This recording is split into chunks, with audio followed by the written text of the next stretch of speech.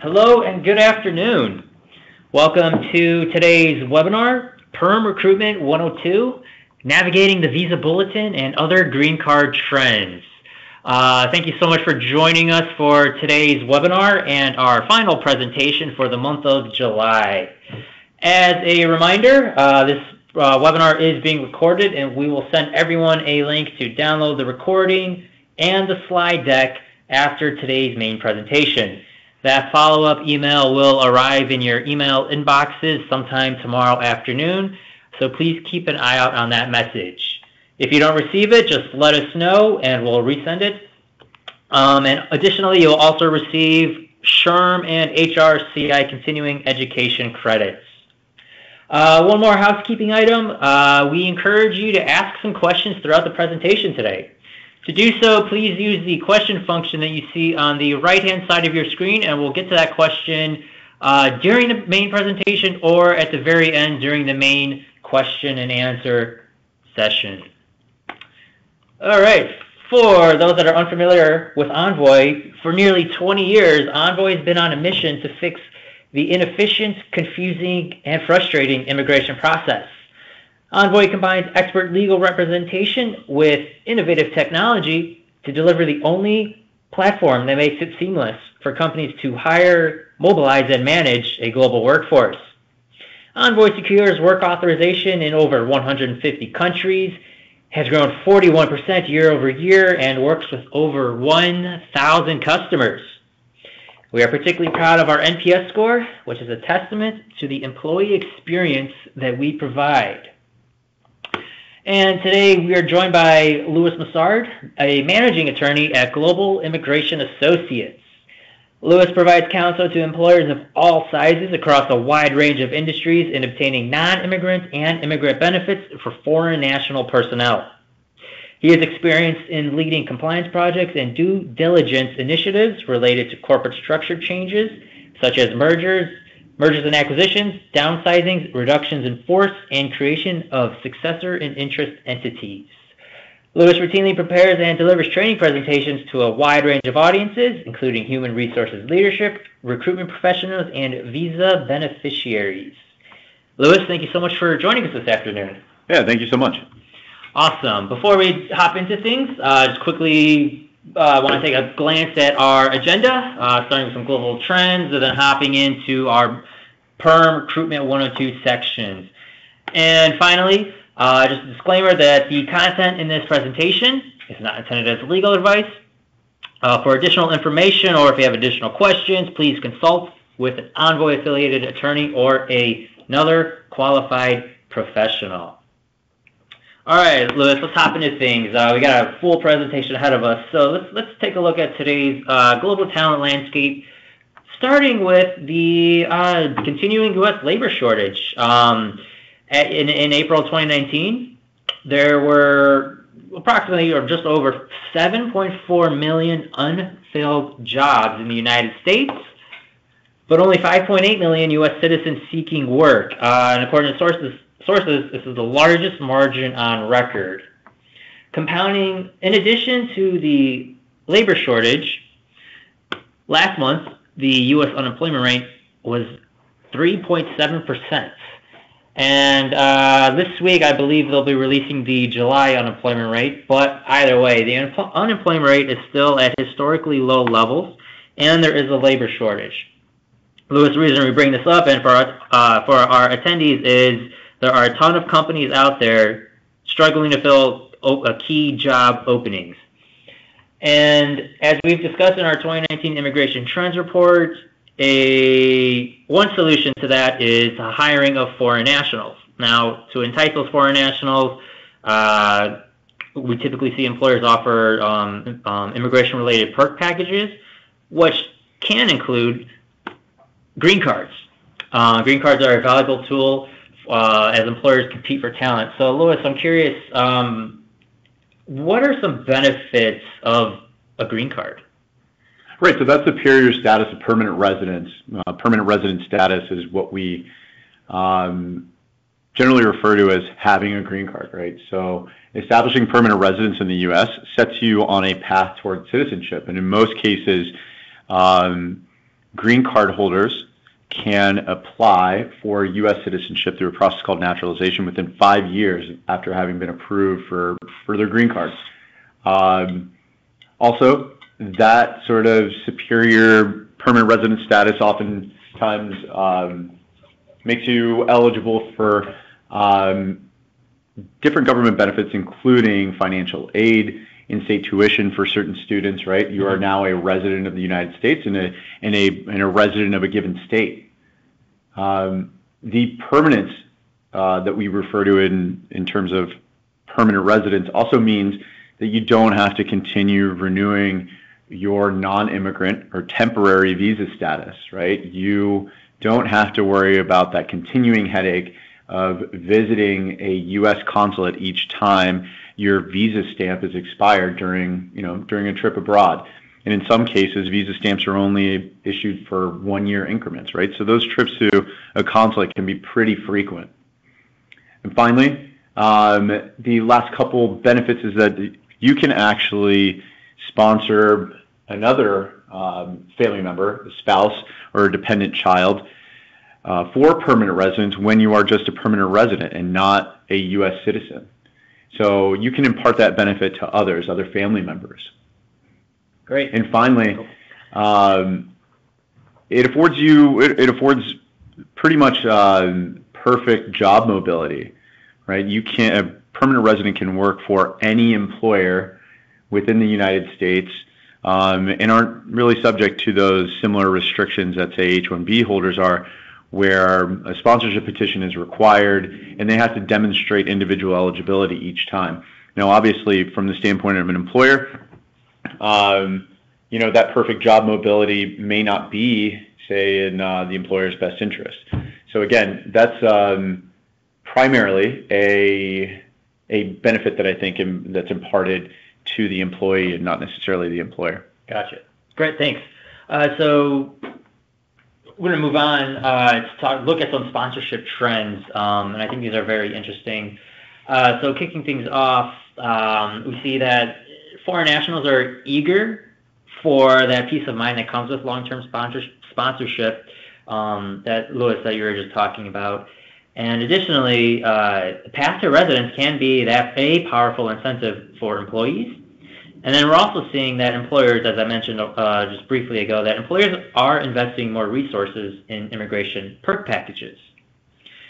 So diving a little bit deeper into these statistics, in our 2019 Immigration Trends Report, there was a national survey conducted in partnership with the Harris Poll. We found that 66% of employers have sponsored a foreign national for a green card. And diving even deeper into that, 66% of those employers offer green card sponsorship within the first year of an employee's service.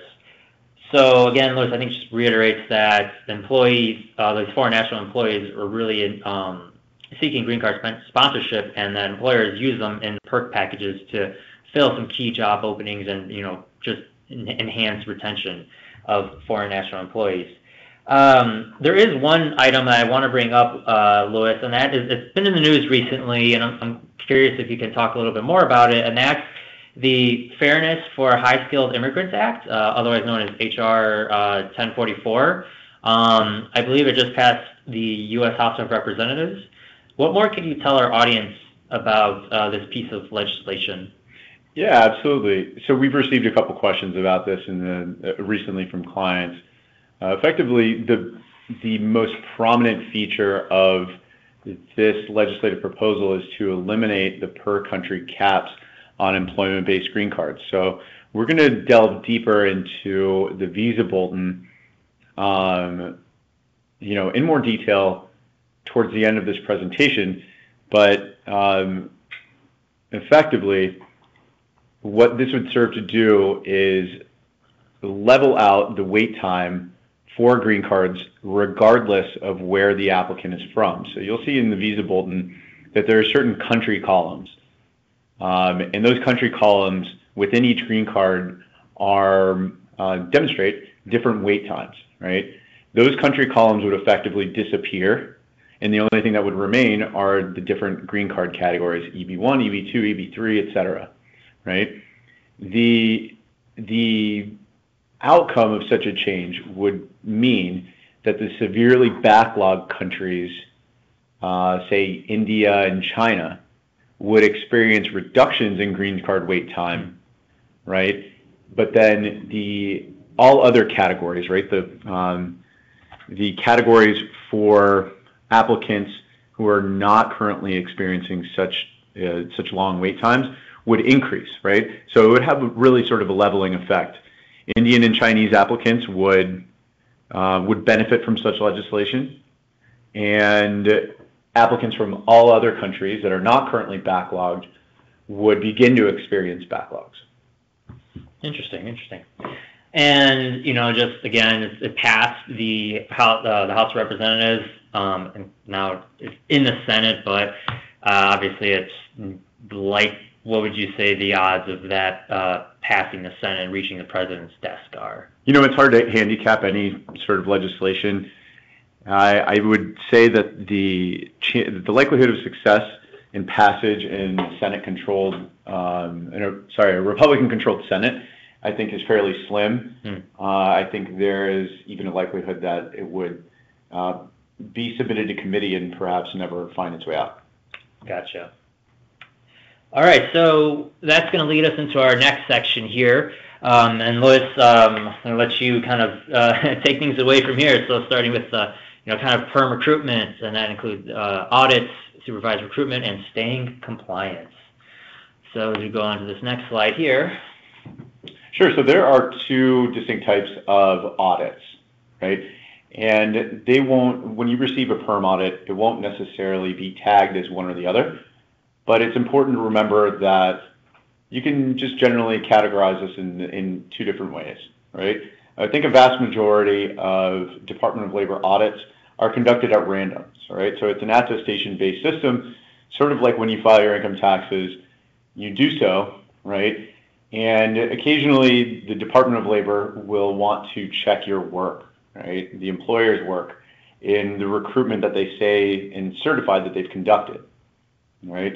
They're just ensuring that, again, that you have recruited as you said you have, and they're effectively checking your work. Targeted recruitments really occur in response to certain responses on the PERM or to missing evidence. Now, what's important to remember is that the Department of Labor is pretty unforgiving when it comes to missing or insufficient evidence. And in many instances, you'd be lucky to receive a targeted audit with the opportunity to respond to that missing or insufficient evidence. Missing or insufficient evidence will oftentimes just result in an outright denial of the PERM, right? So an audit in the targeted space is actually serves like sort of a blessing. Interesting. There's some very common PERM audit triggers that we find are important to note and identify on the front end, right? For instance, these audit triggers are oftentimes correlated with what the Department of Labor finds to be a response that could be detrimental to the U.S. worker, sort of generally, right? If a foreign language requirement is required for a position, the Department of Labor will scrutinize that more closely. If the U.S. employer, the employer seeking to fill this position with a foreign worker, if that employer has completed recent layoffs in the 6 months prior to that PERM filing, that will generally trigger an audit in which the Department of Labor will want to see that you have reached out to those laid off workers about this job opportunity that you're seeking to sponsor a foreign national for. Smaller employers are generally subject to additional scrutiny when they file PERMs. And then also, the Department of Labor maintains certain ranges of experience and degree requirements, for instance, that they deem to be normal within an occupation, right? It's ranges. So really what they deem to be normal is a bit of a squishy standard. But there are certain experience profiles, right, that we can quickly identify as exceeding that range of what they deem to be normal. And we'll point that out to an employee to sort of confirm, would you accept someone for this position who requires, say, 7 years of experience and not the 25 years of experience that you've indicated here? Interesting. So Louis, we just got a question here. Can you explain why a foreign language requirement is a trigger? Right. So one of the probably cardinal rules of PERM recruitment and PERM sponsorship is that you can't tailor the requirements of a position to suit this specific person, this foreign national candidate that you have in mind, right? The Department of Labor you will need to demonstrate a clear nexus between that foreign language requirement and the duties of the position, right? I think a perfect example of this would be, say, that of a foreign language teacher, right?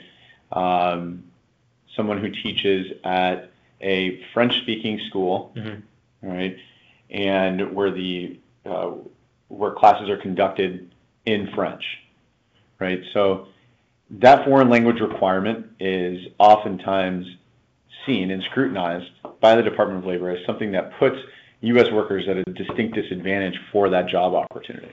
Interesting. So move on. Thanks for tackling that question, Sure. by the way. So we move on to this next slide here.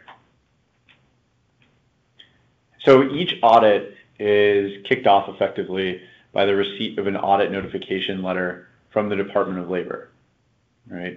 We're generally given 30 days to respond, right? And generally what they're requiring that we provide is evidence that we almost always have and have collected through the recruitment process and that we've retained through the recruitment process. They'll generally ask that we provide the resumes, for instance, and screening questions for the applicants that have applied to the position, right? If any. There are many cases in which there have been no applicants for the position because the employer, and that sort of buttresses the fact that an employer can't find a qualified U.S. worker for the position. So again, applicant resumes, evidence of their screening and disqualification, and then those responses should effectively show why exactly that applicant did not meet the minimum requirements for the position, nor could they be trained up in a reasonable period of time. Gotcha. Sworn declarations, we try to avoid those. Sworn declarations can oftentimes be, will arise in the absence of certain concrete evidence, right? If, say, a website posting doesn't demonstrate both the posting date and the date that it was removed or taken down, a sworn declaration will generally serve to confirm the date, one of those dates, that it was taken down as of a certain date. Gotcha. And then the proof of job advertisements, we will always gather those, say, in the Envoy platform and compile a PERM audit file. And that is exactly what it sounds like. It's the printouts in the New York Times.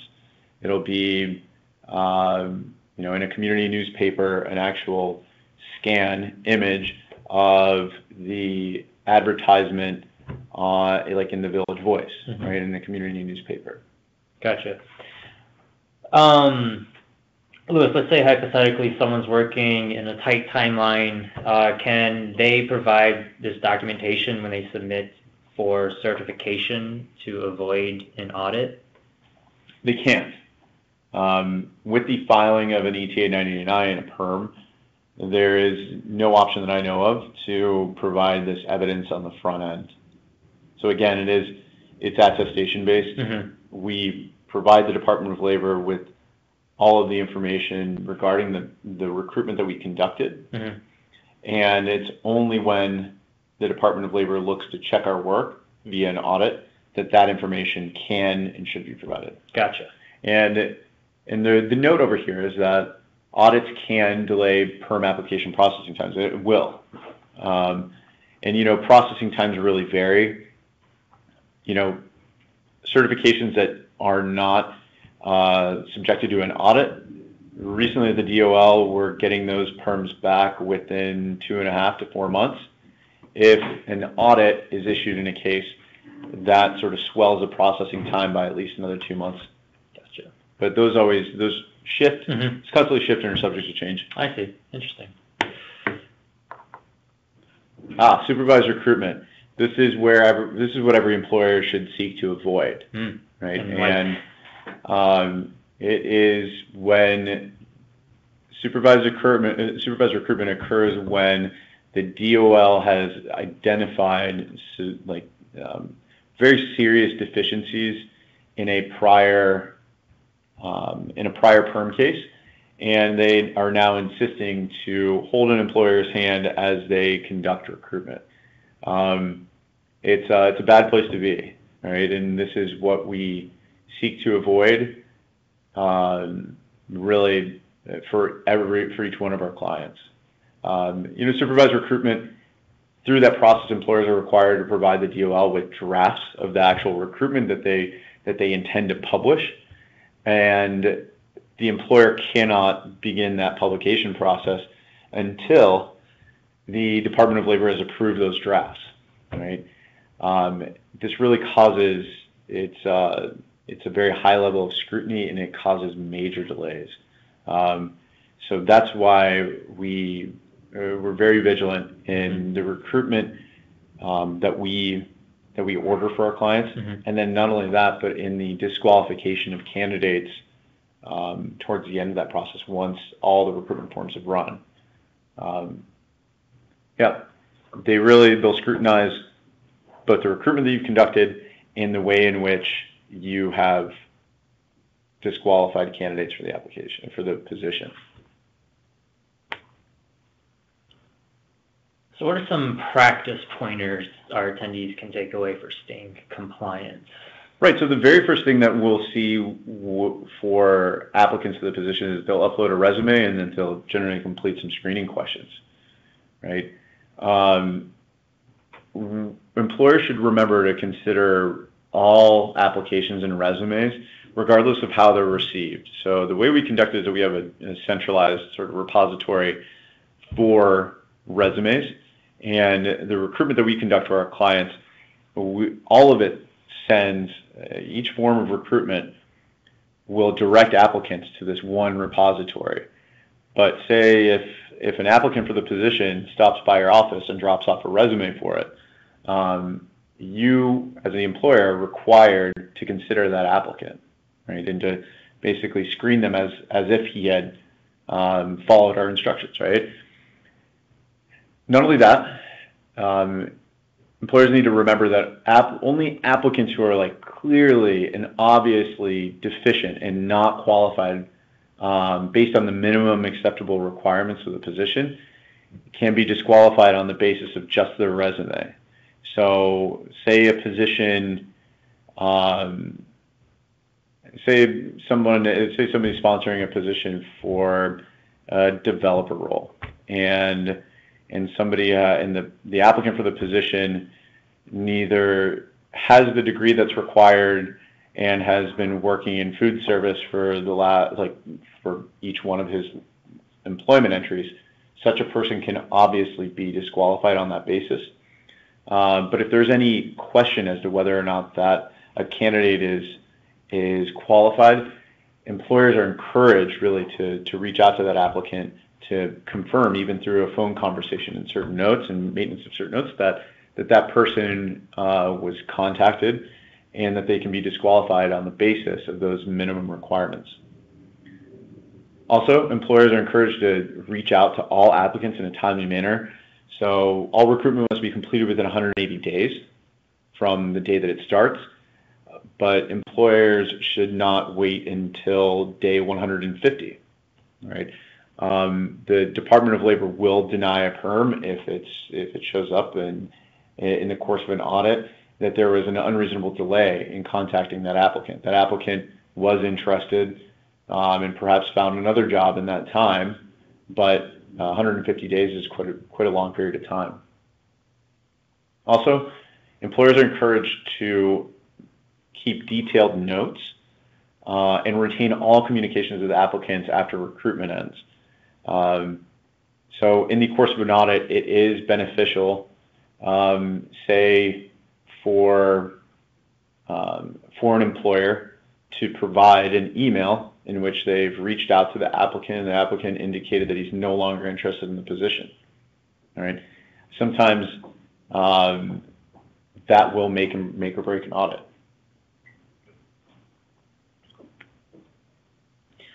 All right, so that's going to take us to our next section here, green card practice pointers for employers. Just want to say there's a lot of great questions coming in. We got to get through the main presentation. We'll save some of these for the end of for the question and answer session. So with that, Louis, what can you describe what this process that we're looking at on our screen here? Yeah, so to this point, we have been discussing really every point prior to PERM certification, right? Either it's certified outright or we receive an audit and it's certified, but then what comes after? After PERM certification, an employer then has the ability to file an I-140 immigrant visa petition. This is the petition that sort of summarizes now to USCIS, whereas everything has been done before the Department of Labor to this point. It certifies to USCIS that the employer has been unable to fill this position, despite all of its recruitment efforts, with a qualified U.S. worker. All right. Now, if a priority date is current for that specific candidate's visa category, they can also file an I-45 green card application. And we're going to discuss availability, green card availability in just a minute, and discuss the visa bulletin and how to identify when your priority date is current in just a minute. But your ability to file an I-45 is really sort of dependent on where you're from and what your green card category is as an employer. Now, following the I-45 submission, let's say that there is no visa backlog and you're able to submit your I-140 and your I-45 at the same time. Following submission of those two things, an applicant will receive a biometrics appointment at a local support office. So it's local to where they live. And biometrics appointment, they'll capture fingerprints and take photos. And that's sort of a precondition to the, it allows your I-45 case to resume. All right. That appointment will generally take place within 1 to 2 months after I-45 filing. And then there's going to be sort of a long lull in the case, right? In that time, the green card applicant may receive supplemental work authorization, advanced parole travel authorization, right? But, towards the end of that process, it's culminated in an interview, a green card interview at a local USCIS field office. That interview will generally occur between 8 to 12 months after I-45 filing, right? And then everything sort of happens generally pretty quickly all at once, right?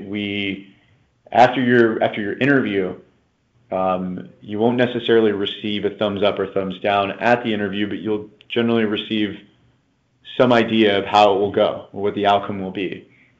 You can expect to receive a decision in your card in the mail in as early as 1 to 3 weeks after your interview. Does premium processing help speed up the adjudication of the I-485 at all, or in this process? Not really. So premium processing is available only for the I-140 that must be approved in order for your I-45 to be approved. Now, premium processing the I-140 will not necessarily lead to a faster outcome of your I-45, unfortunately. Gotcha. So it's important to consider the cost, and the cost can be significant. The average green card cost really varies per employee, depending on the category. If you're sponsoring someone for an EB1 position, that doesn't require the whole PERM process. And then also, really each case, for the most part, is recruited individually, right? So the cost associated with publishing advertisements in New York can really vary and can be more expensive than, say, Cincinnati, right? All those PERM recruitment filing fees, attorney's fees, everything that we've talked about that's associated with the Department of Labor stages, prevailing wage, recruitment, PERM, that almost be covered by employers. And it simply has to be that way.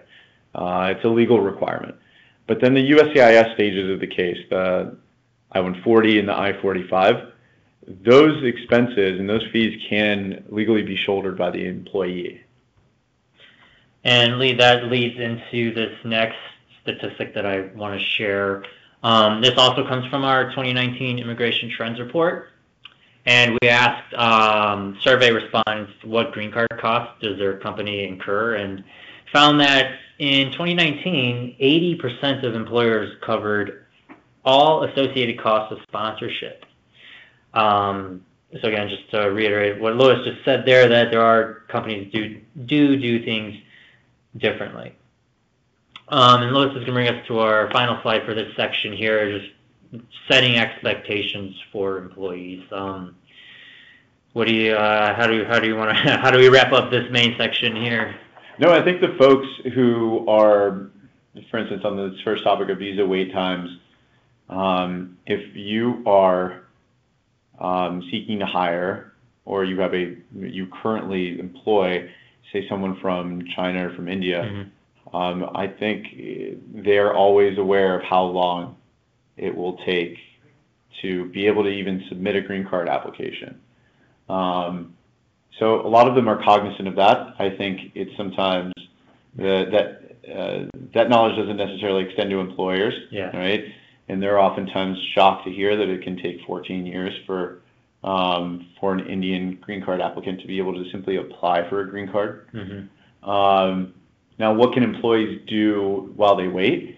For folks who are facing lengthy backlogs, the green card sponsorship, say, folks who are in H-1B who are experiencing lengthy backlogs, meeting these certain milestones in the green card process basically uncaps, right? It removes the 6-year limitation on H-1B status so that they can continue extending their H-1B status until their priority date becomes current and until they're able to submit an actual I-45 green card application. We monitor the visa bulletin pretty closely month to month, so that let's say a category that was current becomes not current, like is occurring now on August 1. We will ensure that, to the extent possible, that I-45s are submitted prior to that retrogression, which is what we call it. But then if they move back significantly, right, and wait times are extended significantly, we are monitoring that as well. Gotcha. And speaking of the visa bulletin, that's going to lead us right into the next section of this presentation, navigating the USCIS visa bulletin. So, starting things off, what is the visa bulletin? So the visa bulletin is what both the Department of State publishes first, and then USCIS sort of copies a few days later. But it is basically what dictates the availability of green cards in different categories, both family-based and employment-based categories. Right. So foreign nationals will look to this to determine when they can be both file and when they can be approved for an I-45 green card. Right. So when we say this is the last step in the green card application process, the filing of the I-45 begins that last step in the green card process. So people ask what a priority date is, and the best way to think of a priority date is your ticket in the green card wait line, right? For employment-based cases, the priority date is typically established when the PERM is established as of the date of the PERM filing with the Department of Labor, right? And that's with every labor certification-based I-140 and green card case. Everything else, right, if it's an employment-based case that does not require a PERM certification, such as an EB-1, for someone with extraordinary ability, a researcher, a multinational manager, executive, the priority date is established as of the I-140 filing date. What's important to remember, too, is to say somebody has an existing I-140 approval, but their priority date is not current, right? Say that candidate has been working for someone else, and that employer has sponsored them for a green card, reached the I-140 approval stage, and is now seeking to change employers. That new employer, after completing the PERM process, can recapture that candidate's existing priority date in a new green card case, thereby making it so that the person never loses their place in the green card line. So in the Department of State website, there are actually two different visa bulletins that were created about 3 years ago. There's one that dictates the date that your case can be approved, that final action date, and then another that dictates when you can file your request for an immigrant visa, right? Sort of for the purpose of this discussion, I would say most employers on the line have really only ever dealt with the adjustment of status process before USCIS, and that's what our firm, that's probably 99% of the cases is adjustment of status cases. So really the visa bulletin that we follow is published by USCIS at this link that's provided on the case page, or on this presentation. And USCIS will dictate which of the two Department of State visa bulletins it's using.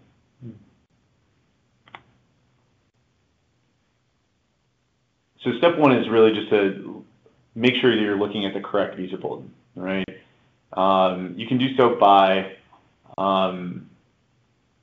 looking at the USCIS publication of their visa bulletin, and they'll just publish one of them, right? But in this case, this is the Department of State's final action visa bulletin for employment-based cases, right? And that is what USCIS was referring to in this month. The second step is just identifying which category you're in, right? So employment-based first is EB1, employment-based second is EB2, and employment-based third is EB3. Pretty easy to identify, right? And then, that just sort of confirms what we were just talking about.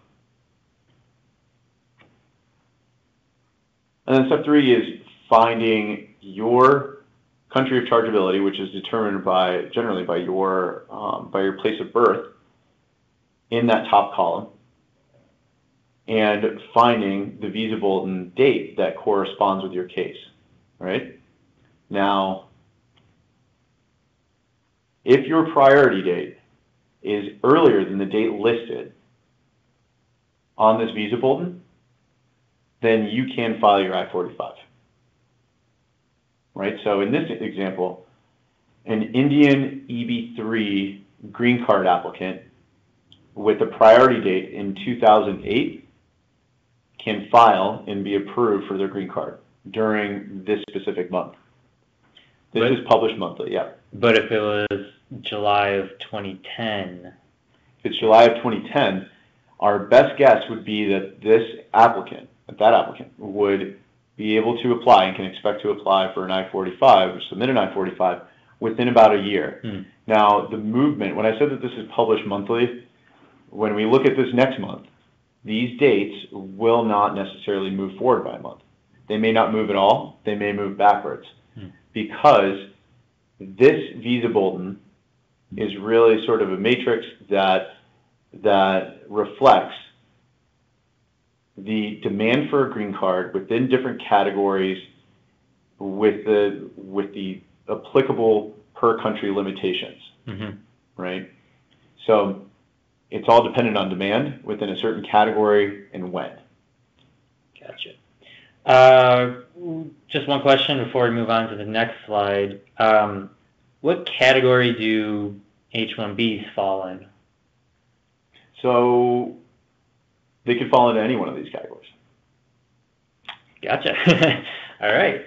So that's going to end the, I actually thought there was another slide there, but it's going to bring us to our question and answer session and just final closing remarks. We got about 5 minutes left, so keep these questions coming in. We're going to vet them.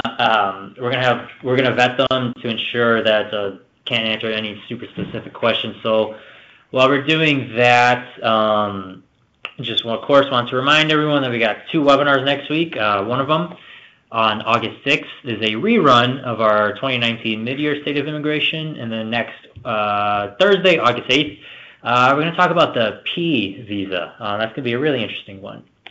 And then subscribe to our mailing list so you can receive these latest webinar invites and content downloads.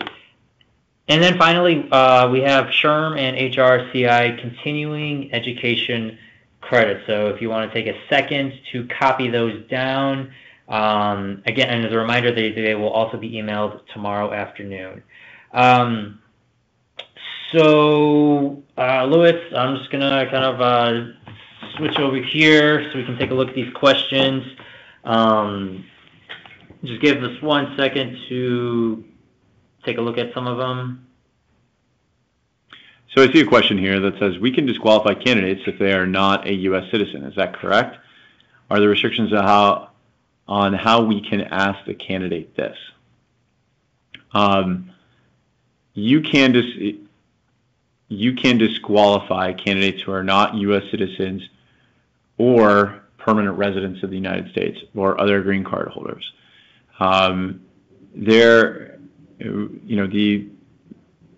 The issue of non-discriminatory kind of screening questions is another sort of entire presentation. However, in the Envoy platform, we build in to every screening, every set of screening questions, a specific question that's been vetted by the Department of Justice as being the question you can ask, which is, do you now or will you ever in the future require sponsorship to work at this employer, right? And usually in identifying and answering that, right, you can generally identify that, well, if somebody says no, that more than likely means that they are a permanent resident or a U.S. citizen in the United States. They don't require any sort of sponsorship. Would requiring a minimum of a master's degree trigger an audit? No, not necessarily. A minimum of a master's degree is a pretty common degree requirement, specifically within tech fields and different professional positions. Is there a minimum time frame that a job must be posted both internally and externally? So there are different forms of recruitment that are mandated by the Department of Labor regulations, and many of them have different duration requirements. So just to give you an idea, within the professional context, a job order placed on the state workforce job agency website, for instance, must be placed and it must remain posted for at least 30 days. Right, so that's sort of external. Internally, an employer must also post for a position for, on paper, for instance, in a break room for a period of 10 consecutive business days. Right, so the durations really vary. Overall, The PERM recruitment period must last at least 60 days. There's the 30-day period for the job order, which is the longest duration, and then there's always a mandatory 30-day standstill period during which an employer must accept applicants for the position. So 60 days is always the minimum overall. There's a question here that says, can you elaborate on the fact that H-1Bs can fall into any H-1B category or any EB category? So H-1Bs are reserved for specialty occupations. That can ultimately fall into any of the employment-based categories, really from EB1 to EB3. The eligibility requirements are different for each employment-based category, and none of them are really aligned to the H-1B context. So you give us 1 second here, just going through some other questions. I think I saw one on the TN. With the TN visa, can you go for a green card? Yeah, absolutely. I think there's this. So it's a pretty common question because the TN visa is not what they call a dual intent category, right? You cannot express a desire to remain in the United States permanently and live here permanently and be approved for a TN visa or enter in TN status, right? So it can be done, and we've done so successfully for many, many people. It just requires precise timing in the TN context for when you submit your I-485 green card application, right? What this effectively translates to is that once you file an I-485, you need to have at least 4 months remaining on your TN employment authorization, and you have to remain in the United States until you receive, for like roughly those 4 months, until you receive travel authorization, right? There's effectively a 4-month travel freeze. So we're at 1:48 Central Time. We have, I want to be, I know everyone's got probably a busy day ahead of them, so we have time for one more question. There's a lot of great questions here. Just as a reminder, if we didn't get to your question, please reach out to Immigration Counsel or your Envoy affiliated attorney for more information.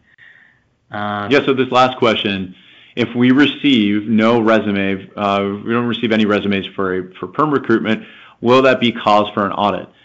So effectively, if an employer does not receive an applicant for the position, the Department of Labor would never know that until an audit. So it won't cause an audit, but the lack of resumes is not necessarily a negative mark. It's oftentimes simply just a reflection of the fact that there were no qualified applicants. It's not a cause for it. It'll simply come up in the course of an audit, and it's not even a bad thing. Gotcha. All right, Louis, that was a very, very insightful presentation. A lot of great information in there. Thank you so much for hopping on this afternoon. To all our attendees, thank you so much for dialing in today. As a reminder, this recording and the slide deck will be emailed out tomorrow afternoon. I did see a question there regarding the process slide that we put together. So once you receive that, you can reach out to us with that question and provide the answer, or you can reach out to Immigration Counsel. So again, thank you so much for joining us. Have a great rest of your day.